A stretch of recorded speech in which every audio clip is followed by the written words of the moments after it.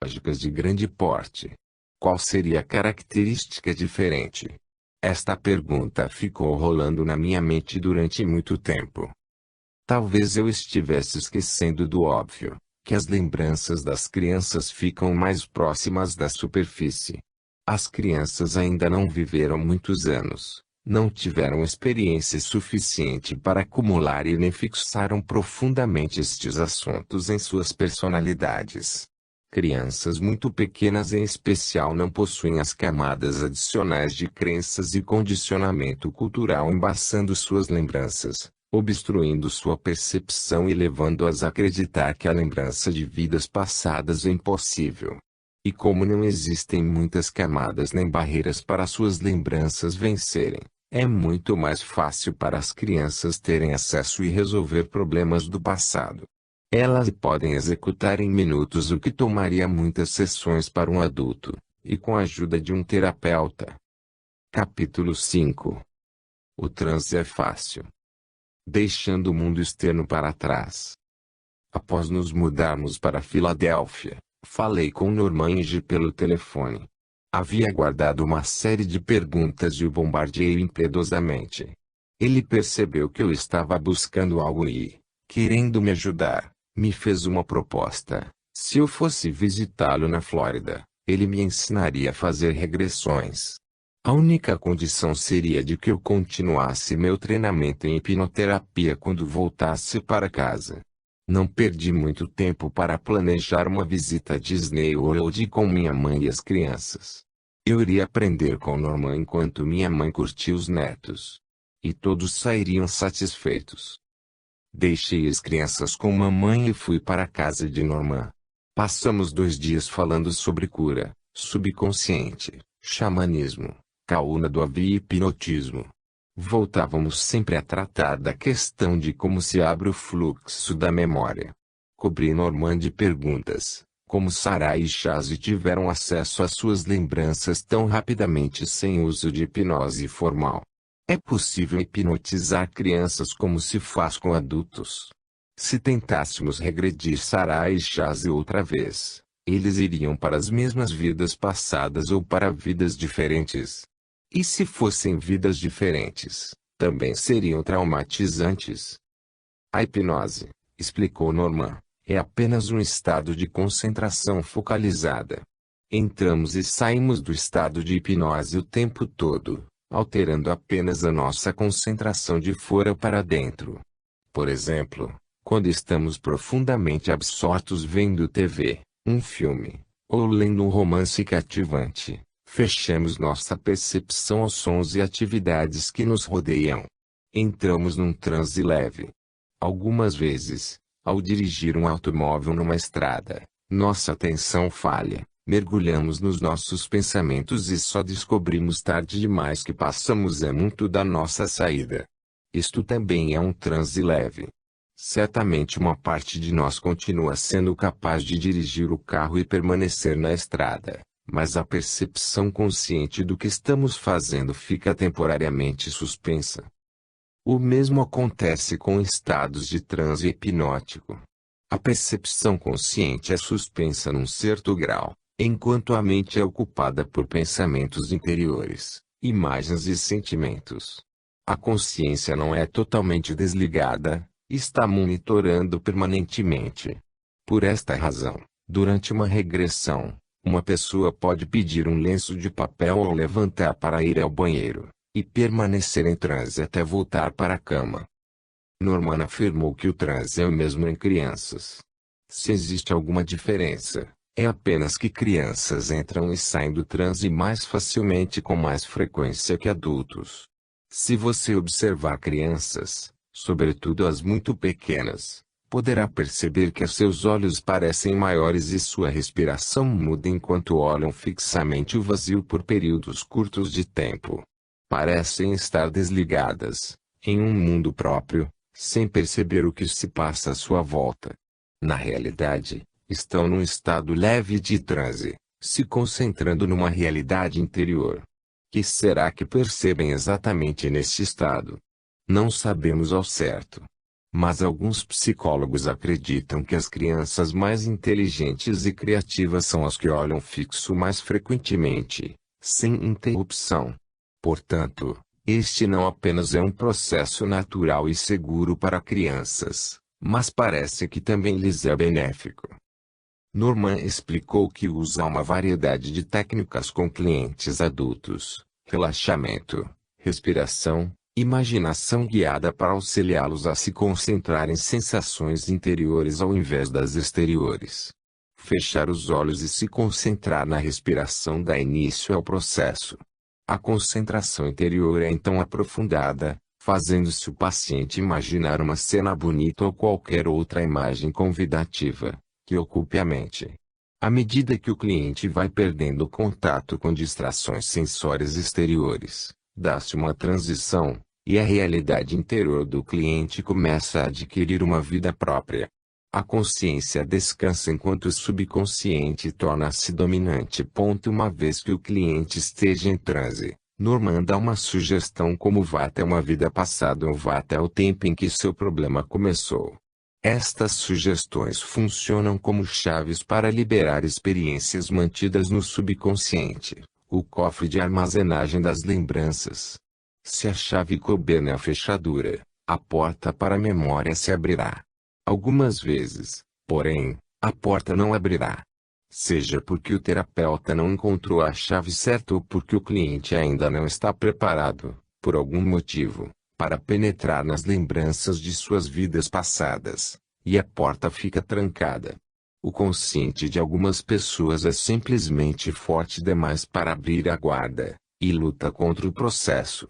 Estes casos são a minoria que não pode ser hipnotizada. Se nada dá certo, após-se tentar técnicas diferentes, é melhor não forçar. A resistência do cliente está ali por um motivo: proteção, e deve ser respeitada. Este processo não pode ser levado a cabo à força. Detesto acampar. Após horas de conversa deliciosa sobre hipnose e a impressionante capacidade de cura do inconsciente, o paciente de Norman daquela tarde chegou. O paciente, Charles, concordou que eu assistisse à sua sessão, na qualidade de aluna de Norman. Viera se consultar com ele porque era curioso, queria tentar uma regressão para aprender mais sobre si mesmo. Não tinha nenhum problema em particular que estivesse tentando resolver. Norman começou entrevistando Charles sobre vários assuntos de sua vida. Charles sentou-se na enorme poltrona reclinável no consultório de Norman, devidamente obscurecido. Embora Norman ainda não tivesse feito a indução hipnótica, Charles fechou os olhos e entrou num devaneio profundo, relembrando cenas passadas de sua vida. As lembranças mais traumáticas eram da sua infância, quando seus pais o mandaram para um acampamento de verão. Como ele detestou aquilo! Charles estava tão angustiado que fugiu e pegou um trem para voltar para casa sozinho. Quando seu pai descobriu o que fizera, ficou furioso e lhe deu uma surra com o cinto. Aquela fora a única vez que Charles se lembrava de ter sido punido fisicamente por seu pai, e nunca esqueceu. Charles encolheu-se de medo ao nos contar essa história tantos anos depois. Ele não conseguia se lembrar de nada mais em sua vida que fosse particularmente significativo ou perturbador. Então, Norman começou a indução hipnótica para facilitar a passagem de Charles ao passado. Ouvi com atenção as palavras de Norman e me concentrei atentamente no rosto de Charles, procurando modificações à medida que ele entrava em transe. Suavizando e abaixando a voz, Norman mandou Charles fechar os olhos e se concentrar na sua respiração. Pediu que se imaginasse num belo e tranquilo cenário. Movendo-se suavemente de uma imagem a outra, sugeriu a Charles que encontrasse uma abertura no chão onde existisse uma escada que descesse terra abaixo. Sugeriu que ele descesse os degraus, um a um, até que chegasse a uma câmara luminosa abaixo da terra. 1, 2, 3, 9, 10. Nesta câmara existem várias portas. Cada porta representava uma existência passada.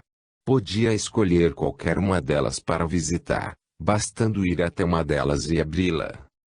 Mas nada aconteceu. Charles permaneceu em silêncio. Norman perguntou-lhe, lento e pacientemente, descreva o que vê à sua volta. Nada. O que está sentindo no corpo? Nada. Olhe para os seus pés. O que está calçando? Nem assim aconteceu alguma coisa. Norman tentou uma técnica diferente para concentrar Charles em sua visão interior. Nada aconteceu. Tentou outra técnica e mais outra. Charles se esforçava para cooperar. Fez tudo o que Norman sugerira. Mas continuava a dizer que nenhuma das imagens que via tinha algo de especial. Mas enquanto observava e ouvia Norman falar com Charles, algo estranho aconteceu comigo. Comecei a sentir uma agitação no estômago. Não sabia dizer se era nervosismo ou medo. Uma sensação de energia como um arrepio percorreu a minha coluna vertebral. Uma enorme tristeza tomou conta de mim e do meu corpo. Senti uma necessidade irresistível de chorar. Tentei segurar, temendo interromper a sessão de Charles, mas as lágrimas começaram a escorrer pelas minhas faces. Eu as limpei, respirei fundo e tentei me recobrar. O que estava acontecendo comigo? Muito concentrado em Charles para perceber o que me acontecia, Norman já ia desistir. Estava tranquilizando Charles, dizendo que nem sempre os pacientes regridem na primeira sessão. Nada que devesse envergonhá-lo. De repente, rompi meu silêncio. E disse, é estranho, Charles, que tenha tido uma experiência tão ruim quando criança, quando foi para o acampamento. Porque aconteceu a mesma coisa comigo quando fui para o acampamento das Bandeirantes. Chorei o tempo todo. Eu me sentia infeliz. Detestei o acampamento. E pensei que havia algo errado comigo porque todas as outras meninas pareciam estar adorando. Agora eu sei que aquilo aconteceu porque o acampamento de verão me lembrou da minha morte num campo de concentração. Tão logo aquelas palavras saíram da minha boca, Charles agarrou o peito e começou a arfar em busca de ar. Sem perda de tempo, ao perceber o que se passava, Norman perguntou a Charles, o que está acontecendo? Sinto cheiro de gás. Não consigo respirar. Estou sufocando. Charles fez força para dizer aquelas palavras, mal podendo falar. Aonde está? Perguntou Norman. Charles começou a chorar, fora de controle. Eu podia ver as imagens da vida e da morte dele na minha mente, antes mesmo que dissesse qualquer coisa.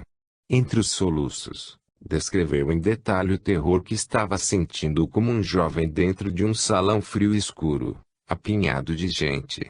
Sentiu o cheiro do gás que começou a encher aquele aposento e de repente sentiu uma pontada e um aperto no peito. Então, abandonou seu corpo. Silêncio. Exceto pelo meu choro. Norman deu um lenço de papel a cada um de nós.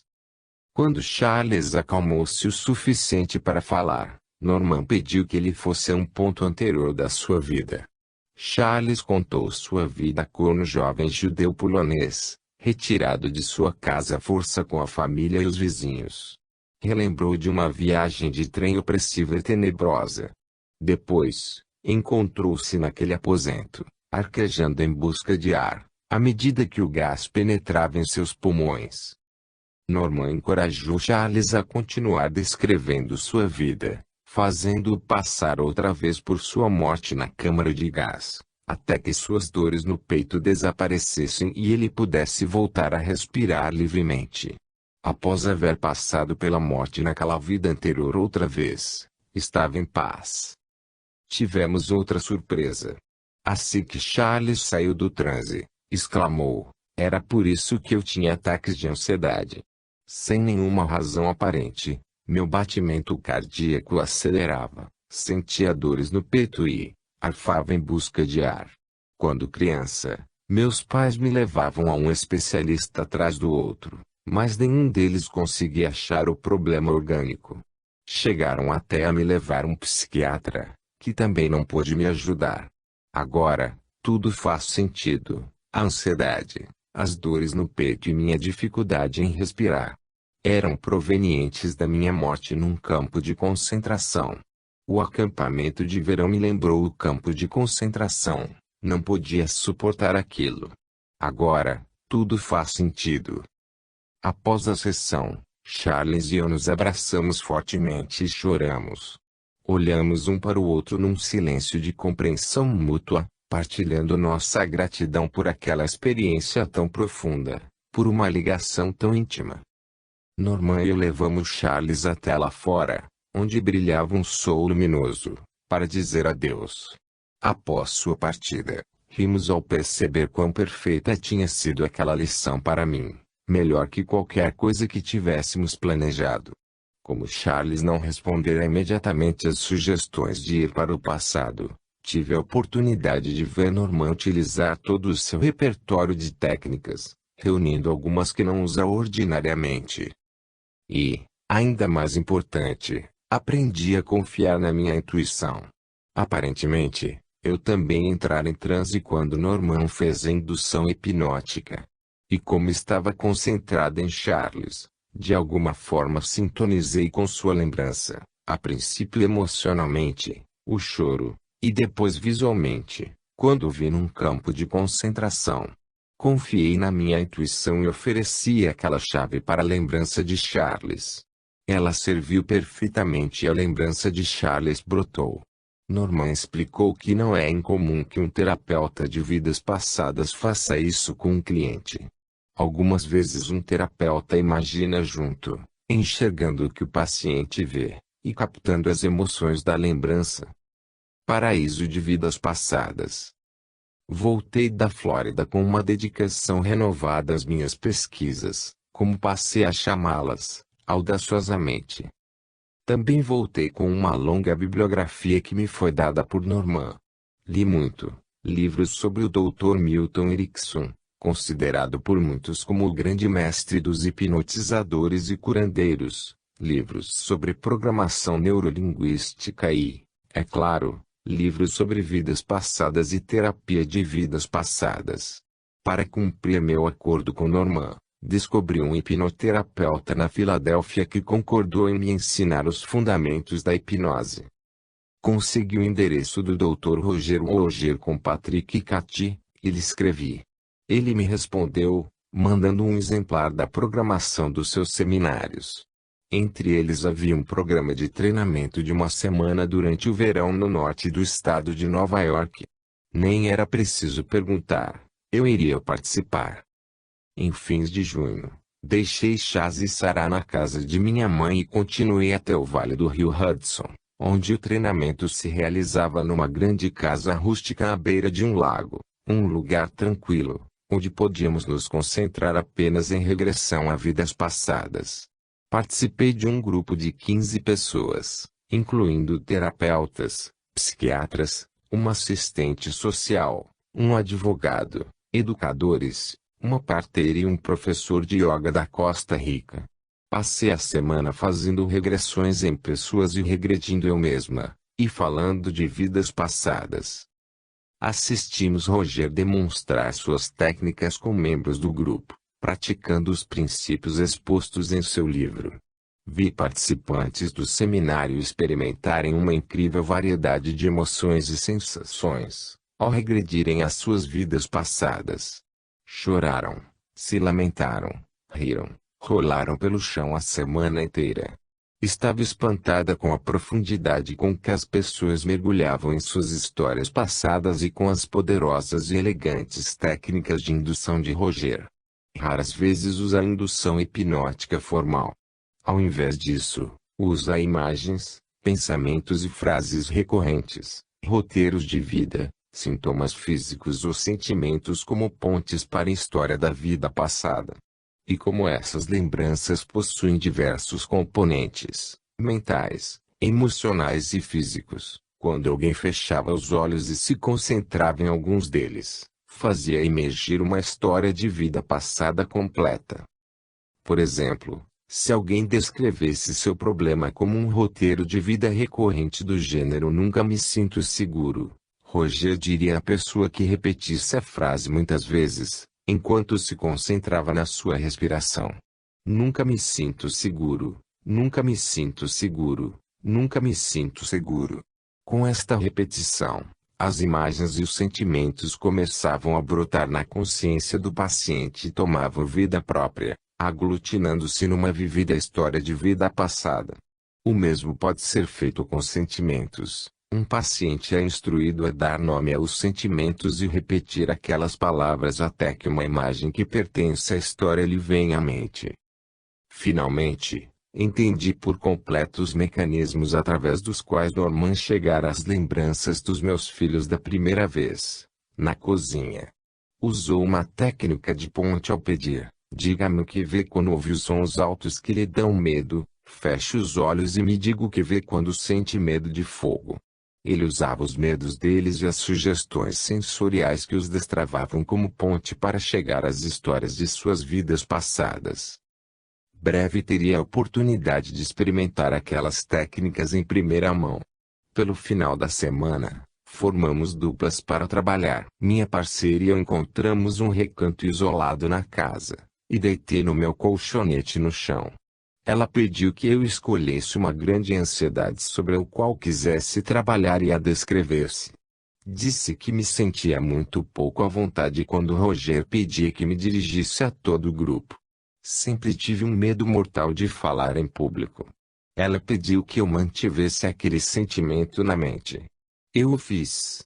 Confessei que, na verdade, sempre senti que não era capaz de me integrar a nenhum grupo de pessoas. Sempre me senti como uma estranha, até quando criança.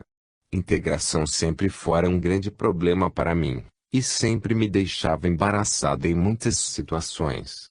Usando aquela sugestão, ela pediu que eu fechasse os olhos, respirasse fundo algumas vezes e repetisse a frase: não consigo me integrar. Não consigo me integrar. Não consigo me integrar. Não consigo me integrar. Imagens começaram a se formar. Não consigo me integrar. Não consigo me integrar. Rapidamente, me vi num outro corpo, em outro lugar. Me vi como um menino de cerca de 12 anos, sentado num duro banco de madeira, num edifício quadrado e simples. Estava na escola. Outros meninos também estavam sentados naquele banco. Minhas roupas eram simples, modestas e mal acabadas. Imediatamente, veio à minha mente que estava em uma comunidade religiosa da Filadélfia, em fins do século XVIII. E sabia qual era o problema. Era um menino inteligente e imaginativo, e estava completamente fora de lugar naquela comunidade austera e temente a Deus. No instante em que entrei naquela visão, me descobri sonhando acordado, mal percebendo a lenga-lenga do mestre-escola. De repente, senti um golpe doloroso nas mãos, que me trouxe rapidamente à triste realidade que me cercava. O estúpido mestre-escola golpeara minhas mãos com um chicote. Sentia dor nas mãos, mas não era nada frente à dor na minha alma. Que fazia ali? Não me integrava. Por que permanecia ali? Detestava aquela vida repressiva que amarrava meu espírito e amordaçava minha expressão. Sua severidade estava me matando.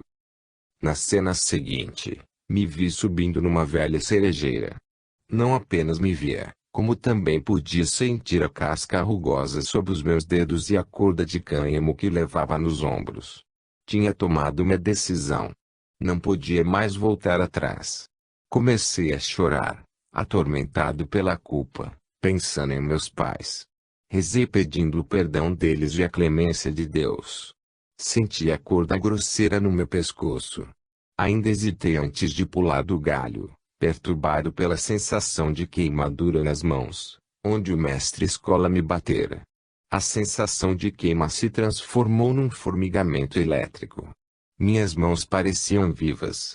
Tanta energia passava por elas que passaram a doer. Pulei, e minha última exalação foi interrompida pela corda que apertava minha garganta. Tudo escureceu.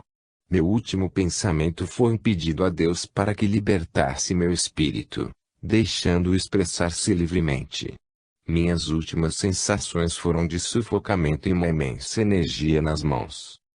Uma voz distante, vinda da escuridão, me assustou. Minha colega perguntou: "O que está acontecendo?"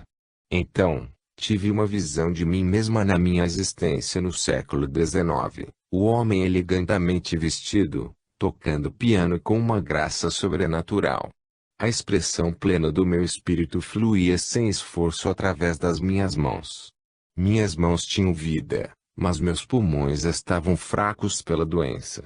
Eu lutava por cada inspiração que dava, como se aquele laço ainda estivesse apertando meu pescoço. As ligações entre as duas vidas preencheram minha percepção com uma incrível velocidade e clareza. Ao findar a semana, todos os participantes do seminário estavam desgastados e exauridos pelas intensas experiências emocionais. Tínhamos vivenciado dramas suficientes para um longo período.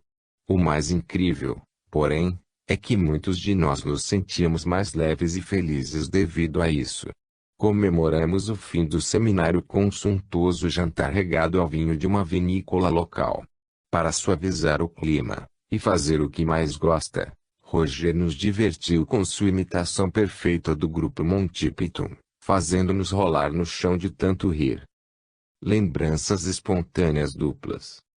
Sarah e Chazzy se tornaram amigos de John, um menino que morava nas vizinhanças e tinha a mesma idade de Sarah. Os três viviam correndo em suas bicicletas, partilhavam jogos e bolavam aventuras nas matas. Chazzy adorava John e o seguia por todo lado.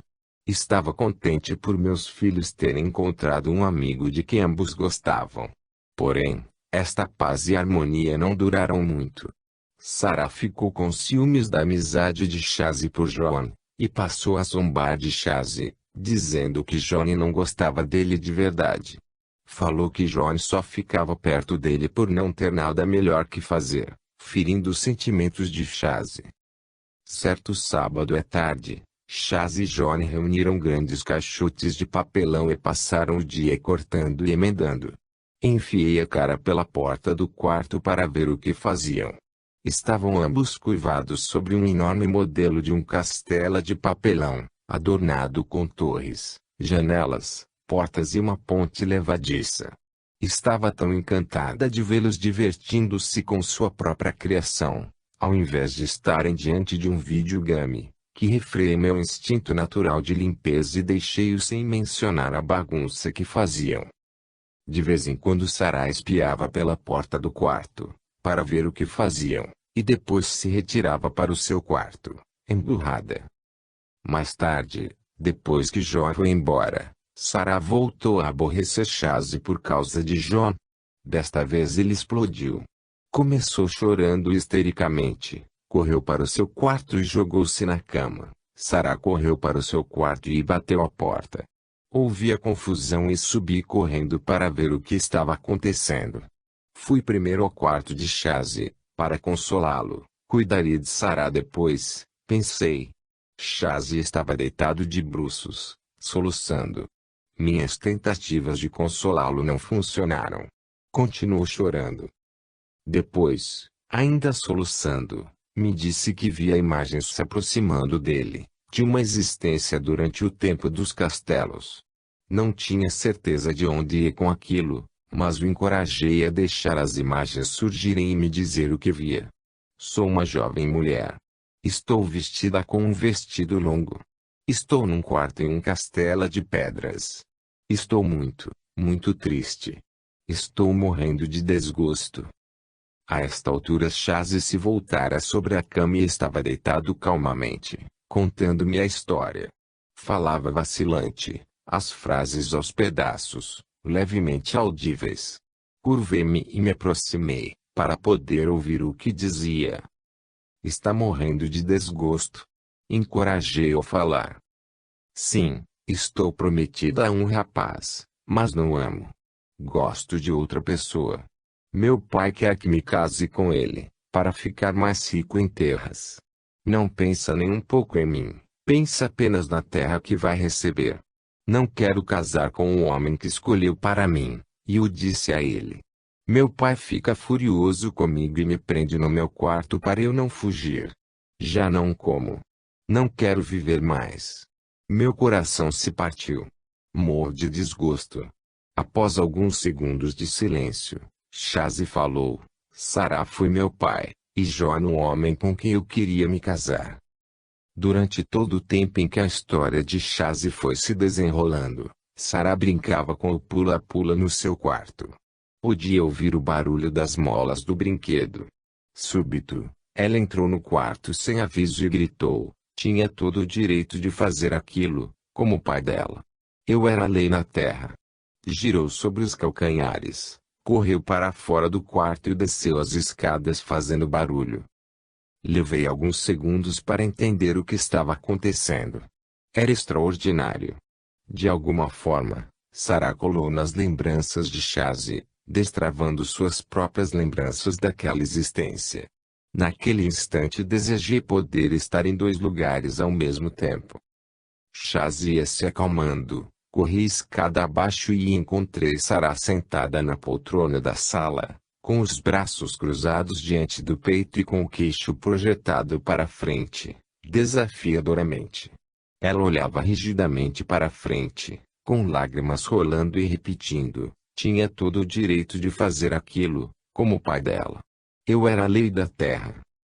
Como se sente falando sobre as suas ações agora? Perguntei, sem saber ao certo como levar aquilo adiante. Sarah rompeu em soluços. Devia ter escutado meu coração. Não as leis. Errei tentando forçar seu casamento. Por que não diz a Shazi como se sente em relação a isso agora? Sugeri. Com lágrimas ainda escorrendo, Sarah correu para o quarto do irmão e explicou-lhe como se sentia penalizada pelo que fizera há muito tempo atrás. Agora sabia que agira errado. Shazi, com o rosto vermelho de tanto chorar, fungou e ouviu as explicações de Sarah. Aceitou suas desculpas com um abraço. Minutos depois estavam se abraçando e brincando. O choro e o conflito haviam passado. Saí do quarto e corri para contar a Steve o que acabara de acontecer. Era incrível. Sarah e Shazi haviam espontânea e simultaneamente lembrado das mesmas vidas anteriores que haviam compartilhado como pai e filha. Embora os papéis e o cenário não fossem os mesmos desta vez, Sarah, Shazi e John continuavam a representar aquele velho conflito. Instigado pela zombaria de Sarah, a velha história tinha chegado à superfície primeiro para Shazi e depois para Sarah. Por um instante, a voz cética na minha mente se perguntou se aquele drama não podia ser um meio criativo de elaborarem seus conflitos, fabricados de pedaços de histórias de fadas e de Disney. Talvez. Mas a história de Shazi era consistente demais e suas reações reais demais para ser imaginação. Como podia Shazi conhecer a palavra prometida e usá-la tão corretamente? Tinha certeza, em cada célula do meu corpo, que era tudo verdade. Porém, o que me surpreendeu foi que as lembranças surgiram espontaneamente. Eu não dissera nada para estimulá-las. E, para aumentar o mistério, como Sarah soube exatamente o que estava acontecendo com Shazi naquele momento. Ela não poderia ter ouvido sua voz sussurrada por trás da porta fechada. Ela lembrava realmente da mesma existência, de seu ponto de vista, reagindo adequadamente. Sua história se encaixou perfeitamente na ele e Shazi. Depois daquela tarde, Shazi e John passaram a ter um envolvimento menor, que parecia mais apropriado para meninos de idades diferentes. Sarah os deixou em paz. Ambos logo esqueceram a causa de tanta confusão. O que ficou guardado para mim foram mais lições de como as lembranças funcionam. Além do significado pessoal daquela dupla lembrança, estava intrigada pela forma como Sarah se ligara ao que estava acontecendo com Shazi, disparando sua própria memória daquela existência. Havia alguma forma de telepatia entre eles. Eu havia percebido esta telepatia quando treinava com Norman. Intuitivamente vi e senti as lembranças de Charles no campo de concentração. Aqui era a segunda vez.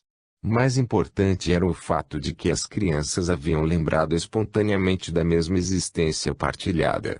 As lembranças irromperam por conta própria, sem ajuda minha nem de ninguém.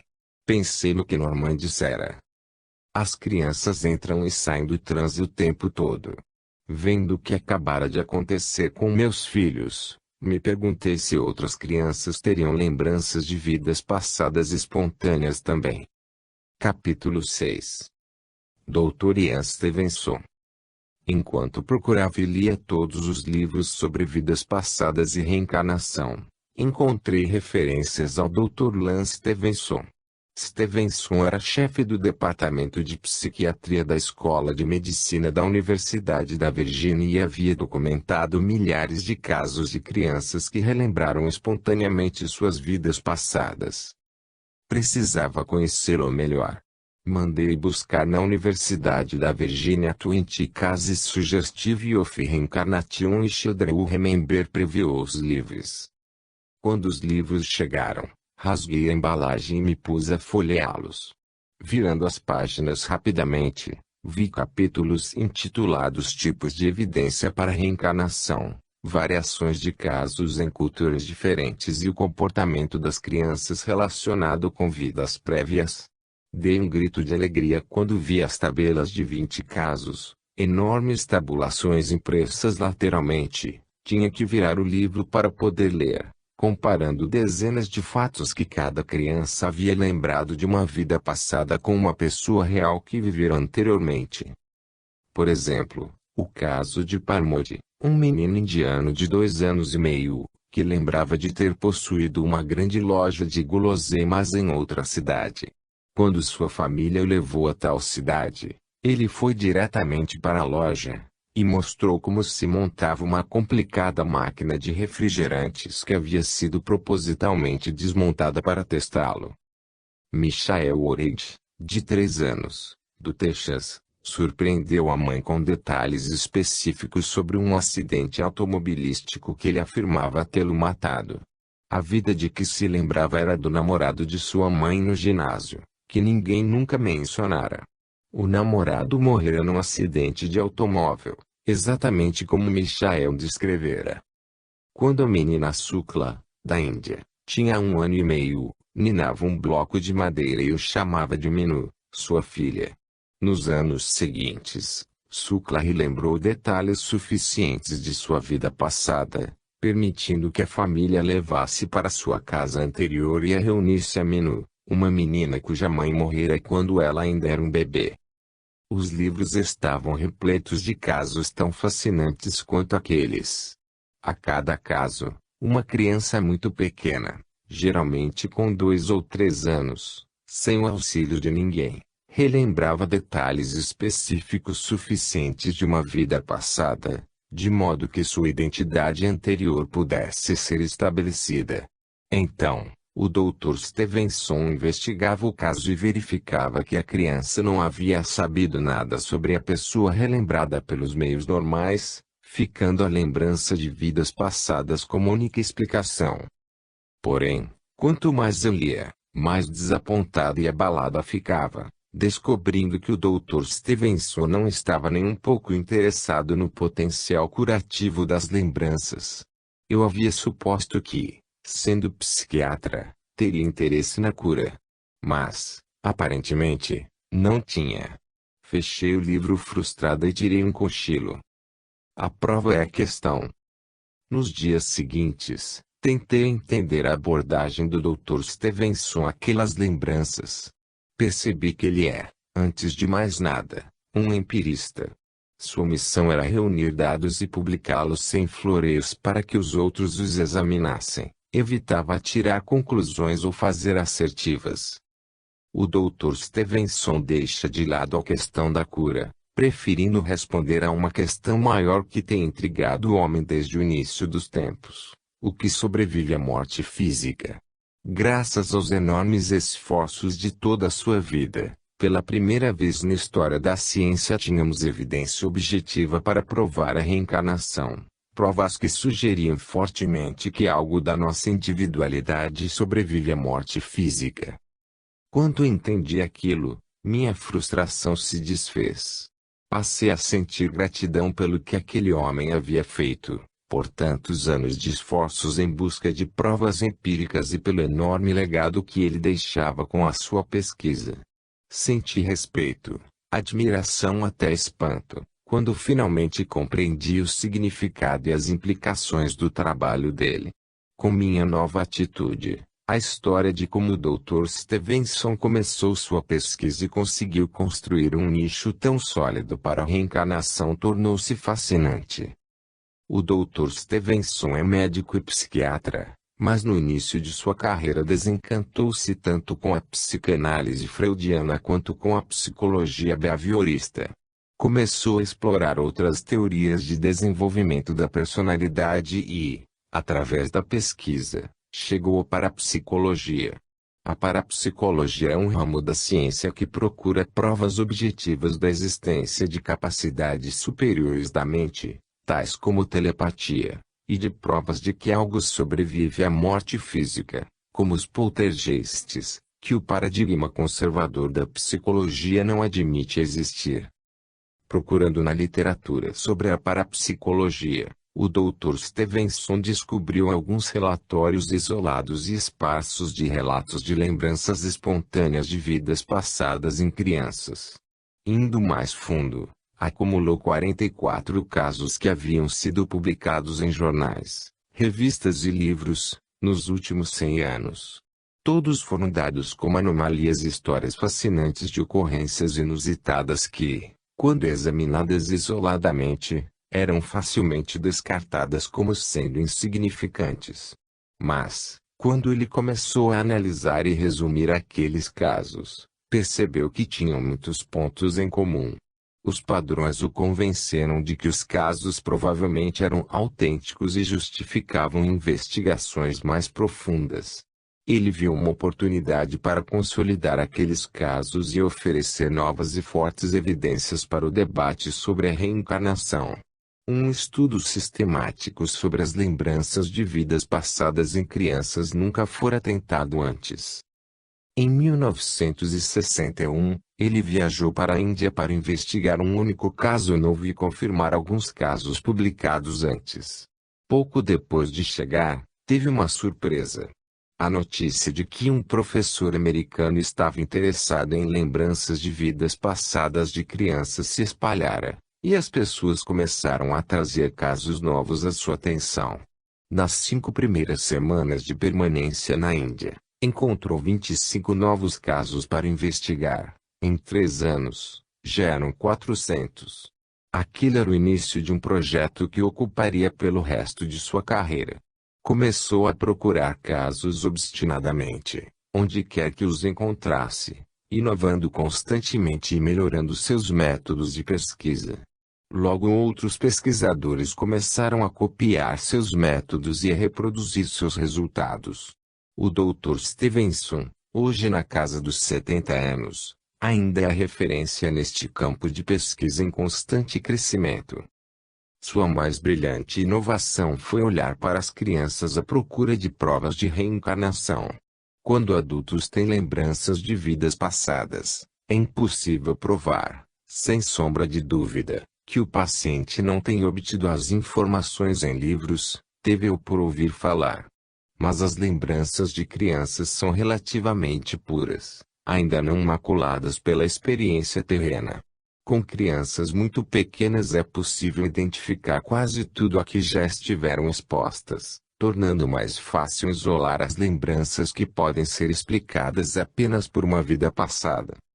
O Dr. Stevenson limita seus estudos apenas a casos de lembranças espontâneas, em que a criança começa a falar de uma identidade da vida passada por vontade própria, sem indução de ninguém. O que elimina a hipnose ou qualquer outra técnica que fosse pescar lembranças, evitando as críticas de que os pesquisadores poderiam ter direcionado ou influenciado a criança. O simples volume de casos investigados, catalogados e publicados pelo Dr. Stevenson adiciona um enorme valor e credibilidade ao seu testemunho. O peso do conjunto compensa qualquer falha em casos isolados.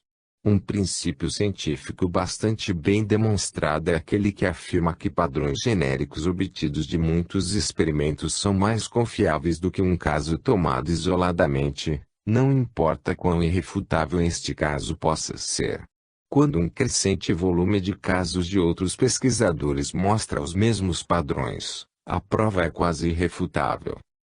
Nos 35 anos desde sua primeira viagem à Índia, o Dr. Stevenson gerou uma impressionante massa de trabalho. Até hoje, ele e seus colegas coletaram mais de 2.600 casos numa grande variedade de culturas e religiões em todo o planeta. A maioria dos casos provém da Ásia Meridional, mas muitos são do Oriente Médio, África, Europa e Estados Unidos. 65 casos muito bem detalhados foram publicados em livros, como o conjunto de 4 volumes Cases of the Reincarnation Type, e mais de 200 novos casos estão a caminho. Detetive de vidas passadas. Assim que aprendi a decifrar o estilo confuso da escrita do Dr. Stevenson, descobri o caráter aventureiro em seus livros. Os casos são histórias de detetive. Ele próprio, é claro, é o chefe dos investigadores, auxiliado por seus inseparáveis pesquisadores associados. Segue pistas que levam muitas vezes por estradas enlameadas, até chegar a longínquas aldeias em países do terceiro mundo, sem saber jamais o que terá pela frente. Ele se defronta com todos os tipos de personagens pitorescos, impasse e certos perigos. Está apenas interessado nos fatos, mas desenvolveu um olhar agudo capaz de captar detalhes sutis, os indícios contextuais que fazem a diferença entre um simples investigador e o mestre dos detetives. Como um detetive, sua meta imediata é resolver um caso, o que para o Dr. Stevenson é um objetivo bem definido.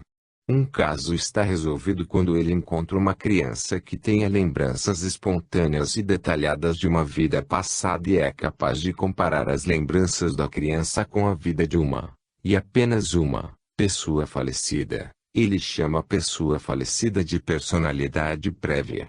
Finalmente, para ser considerada verificada, ele tem que se dar por satisfeito, após rigorosa investigação, de que a criança não teve a possibilidade, por meios normais, não importa quão improváveis ou absurdos, de saber detalhes sobre a personalidade anterior. Normal é qualquer coisa diferente de uma ligação por vida passada. O Dr. Stevenson afasta até mesmo os casos que podem ser explicados por telepatia ou possessão espiritual. Em outras palavras, um caso verificado é aquele em que os dois lados da equação batem convincentemente, e em que a única explicação, fora qualquer dúvida irracional, é a lembrança de vidas passadas.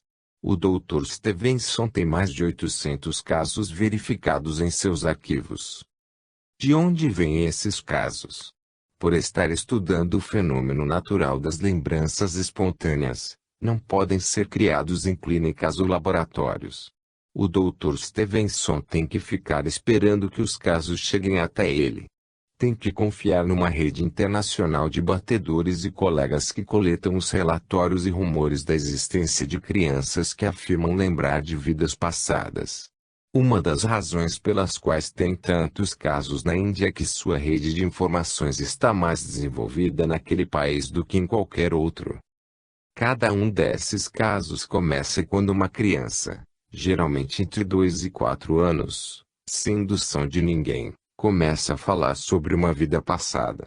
A criança dirá o nome de pessoas e lugares que ninguém na família jamais ouviu falar ou terá um comportamento estranho. Na maioria dos casos, descreverá detalhes muito particulares da morte, geralmente violenta. Em certos casos extremos, a criança dirá aos seus surpresos pais que é na verdade outra pessoa e que tem pais diferentes ou até mesmo uma esposa e filhos que vivem numa outra cidade, e depois insistirá para ser levada até lá. A criança geralmente persiste em falar sobre suas lembranças durante meses ou anos, apesar das tentativas por vezes ríspidas da família para dar fim às lembranças. O Dr. Stevenson relata que metade das famílias tenta acabar com as lembranças. Fofoca sobre as lembranças de vidas passadas da criança vazam para a aldeia e se espalham pela região, atingindo finalmente os ouvidos de uma família que tem um parente falecido que corresponde à descrição dada pela criança. A família, ao saber da notícia, procura a criança, curiosa por saber se é realmente o parente falecido redivivo, ou a família da criança finalmente entregue os pontos e leva em busca de sua antiga residência. É comum que nestas primeiras visitas a criança lidere o grupo sem ajuda de ninguém, através das ruas da aldeia até a propriedade do falecido, reconhecendo espontaneamente a família e os amigos da personalidade prévia, chamando-os pelos nomes, fazendo comentários sobre mudanças na casa, perguntando por pessoas ou bens dos quais sente a falta e lembrando de fatos obscuros do passado, tudo isso do ponto de vista particular do falecido. Em alguns casos poderá revelar o conhecimento de esconderijos ou lugares para esconder as joias da família, ou dívidas secretas, ou escândalos da família que ninguém conhecia. O mais impressionante é que a criança não saberá nada do que aconteceu após a morte da personalidade prévia. A lembrança está congelada no tempo. Mudanças no prédio, nos aposentos da casa ou na aparência da família e amigos desde a morte atingirão a criança como novidade, desorientando-a pelo desconhecimento. Em algum momento, um dos batedores do Dr. Stevenson ouve falar do caso e os pesquisadores acorrem ao local, enquanto as lembranças da criança e das testemunhas ainda estão frescas. Quando o Dr. Stevenson chega, faz o possível para desmentir as lembranças da vida passada da criança. Usando técnicas de entrevista adotadas no ramo legal, entrevista a criança, a família, os parentes, os aldeões, testando a validade das afirmações, comparando uma com outra, procurando sinais de inconsistência. Recusa-se a aceitar relatos de segunda mão e insiste em entrevistar apenas pessoas que testemunharam o relato da criança. Sem o conhecimento da família, descobre e entrevista discretamente pessoas da aldeia que não estejam diretamente envolvidas no caso para obter referências imparciais sobre o caráter da família. Faz visitas de surpresa à família, meses e anos mais tarde, para refazer entrevistas. O Dr. Stevenson toma todas as precauções para não cometer enganos. Se não fala a língua nativa, fala 5 idiomas, usará 2 intérpretes, por vezes 3, para fazer as entrevistas. Além das anotações registradas pelo grupo de entrevistadores, a sessão é gravada em fita. Ele coleta e fotografa evidências sólidas, como registros escritos e sinais de nascença. Transcreve e organiza as suas notas logo após os encontros, e monta cuidadosa cronologia dos desdobramentos das lembranças, à procura de falhas. Com o mesmo meticuloso cuidado, reconstrói, a partir do depoimento de testemunhas, o que aconteceu exatamente quando a criança encontrou a família da personalidade prévia pela primeira vez e fez os primeiros reconhecimentos. Procura descobrir especialmente se alguns dos indícios não teriam sido fornecidos inadvertidamente à criança. Verifica cada fato sobre a personalidade prévia que a criança lembra.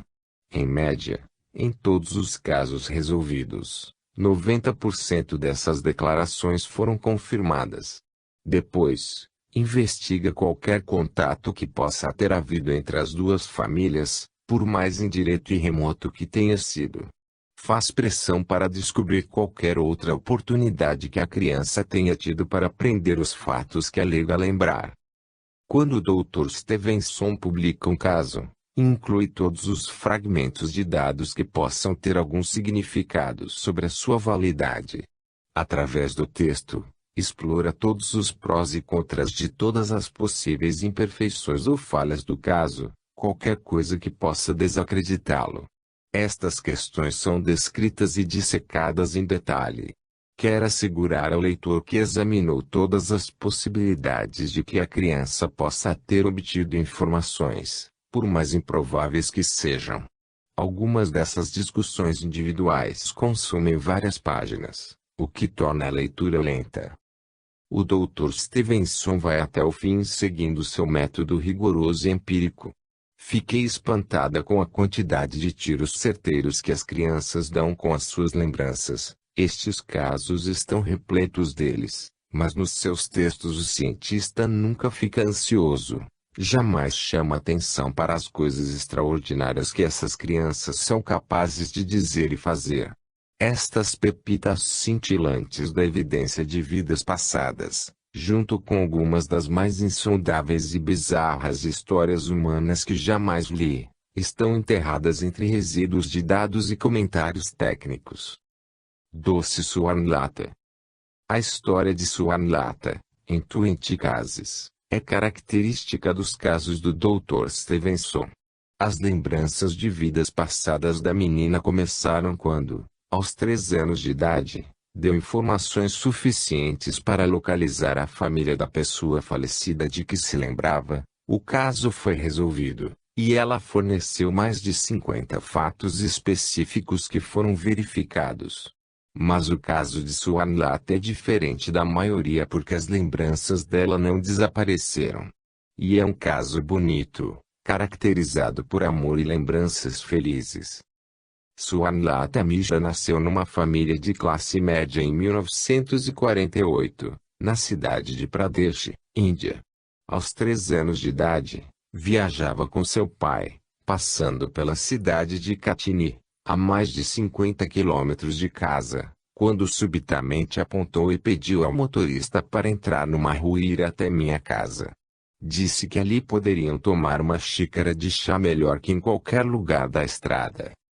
Pouco depois, relatou mais detalhes de sua vida em Katini, e seu pai anotou tudo. Disse que seu nome era Bilha Patak, e que tinha 2 filhos. Descreveu sua casa por dentro e por fora e disse ainda que havia uma escola feminina atrás da casa. Da frente da casa podia-se ver a linha férrea e os fornos de cal. Swarnlata disse que Bilha morrera de uma dor na garganta e que fora tratada pelo Dr. S. Sebabrat, de Jabalpur. Também lembrou de um incidente em um casamento em outra cidade, onde ela e uma amiga tiveram dificuldade de encontrar um banheiro. Na primavera de 1959, quando Swarnlata tinha 10 anos, a notícia daquele caso chegou ao conhecimento do professor Sri H.N. Banerjee, pesquisador indiano e colega do Dr. Stevenson. Banerjee viajou até Katini e, tendo apenas a descrição de Swarnlata, chegou à sua casa. Os fornos de cal estavam num terreno adjacente à propriedade. A escola feminina ficava 100 metros atrás da propriedade dos Patak, mas não era visível da frente. A casa pertencia aos Patak, uma família rica. Bilha Patak morrera em 1939, deixando marido, 2 filhos pequenos e muitos irmãos jovens. O professor Banerjee entrevistou a família e verificou tudo o que Swarnlata dissera. Os Patak nunca ouviram falar da família Mishra, que morava a mais de 50 quilômetros dali. Os Mishra também não conheciam os Patak. Meses depois, o viúvo de Bilha, um dos filhos e seu irmão mais velho viajaram até a aldeia de Swarnlata para testar sua memória. Não revelaram suas identidades nem disseram o propósito de sua visita, e empregaram 9 pessoas da cidade para acompanhá-los à casa dos Mishra, onde chegaram sem terem avisado. A cena seguinte desta história parece sair de um romance de mistério, mas é a mais pura verdade, extraída das tabulações do caso publicado de Swarnlata. Swarnlata reconheceu imediatamente o irmão e o chamou de Babu, apelido que Bilha lhe dava. O Dr. Stevenson publicou apenas os fatos crus, mas a emoção deve ter sido forte naquele momento. Swarnlata, com 10 anos então, deu a volta no aposento, olhando um homem a cada vez. Alguns ela identificou como conhecidos da cidade, outros eram estranhos para ela. Então, aproximou-se de Sri Chintamani Pandey, marido de Bilha. Swarnlata abaixou os olhos e agiu timidamente, como fazem as mulheres hindus na presença de seus maridos, e disse o nome dele. O Dr. Stevenson não diz nada sobre a reação de Sipandey ao encontrar sua esposa viva novamente, 20 anos após sua morte. Swaminatha também identificou corretamente o filho de Bilha, Murli, que tinha 13 anos quando Bilha morreu. Mas Murli tentou enganá-la e passou o dia inteiro insistindo que era outra pessoa e não Murli. Tentou convencê-la também de que um amigo que trouxera era Naresh, o outro filho